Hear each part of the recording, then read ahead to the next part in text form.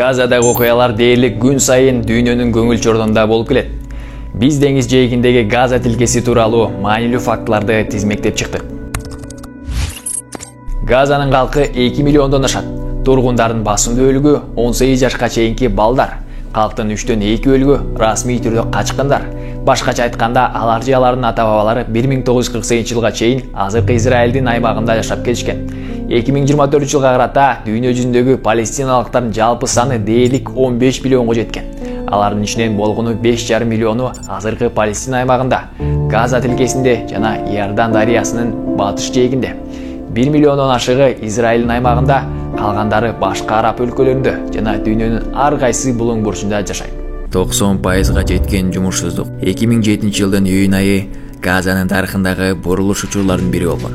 Хамас Газа секторун толук көзөмөлүнө алгандан кийин Израиль менен Египет бийлиги Газанын жер, деңиз жана аба жолдорун жаап, аймакты толук блокадага алган. Бул экономикага чоң сокку уруп, жумушсуздук менен жакырчылыктын кескин өсүшүнө алып келген. Бүгүнкү күндө тургундар арасындагы жумушсуздук 90%га жеткен. Газа секторундагы согуш күнөмдүк жашоонун бардык тармагына түздөн түз таасир этүүдө. Азыркы учурда үйлөрдүн болжол менен 90%ы толугу менен кыйрап же жашоого жараксыз абалда.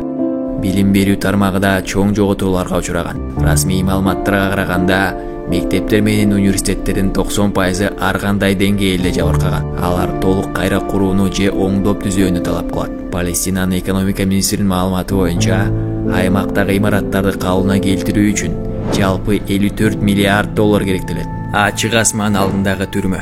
Ал эми блокаданын айынан Газа дүйнөдөгү ачык асман алдындагы түрмөгө айланган. Аймакта блокада башталгандан бери башка мамлекеттерден жана эл аралык уюмдардан гуманитардык жардам келип турганы менен, ал дайыма эле туруктуу болбой, саясий кырдаалдан көз каранды болуп келет.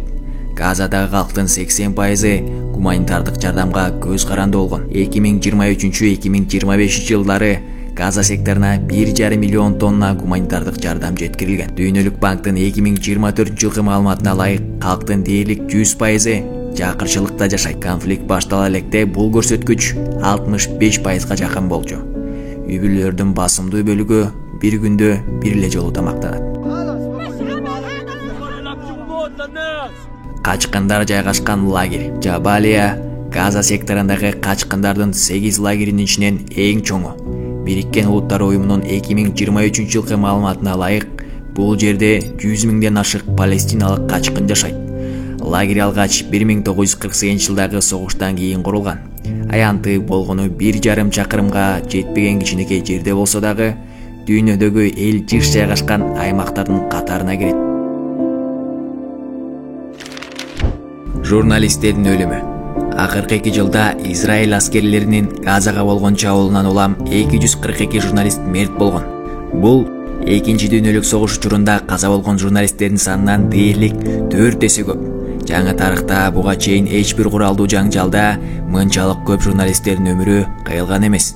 Газа бийлиги эл аралык коомчулукту жана тиешелүү органдарды Израилдин кылмыштарын эл аралык соттордо текшерүүгө, күнөөлөрдү жоопко тартууга, медиа кызматкерлерин коргоого жана геноцидти токтотууга багытталган олуттуу жана натыйжалуу иш-аракеттерге үндөгөн.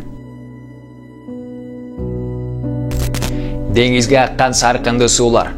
Газанын 95% тургундары үчүн таза суу маселеси курч. Дүйнөлүк саламаттык сактоо уюмунун маалыматына ылайык, бир адамга күнүмдүк муктаждыктарын камсыз кылуу үчүн орточо эсеп менен 100 литр суу талап кылынат. Бирок Газадагы адамдар бул көлөмдүн 3төн 1-ин гана колдоно алат. Деңиз суусу менен саркынды суулардын аралашып кетишинен улам крандагы суу туздуу жана кир болуп, ичүүгө таптакыр жарабайт.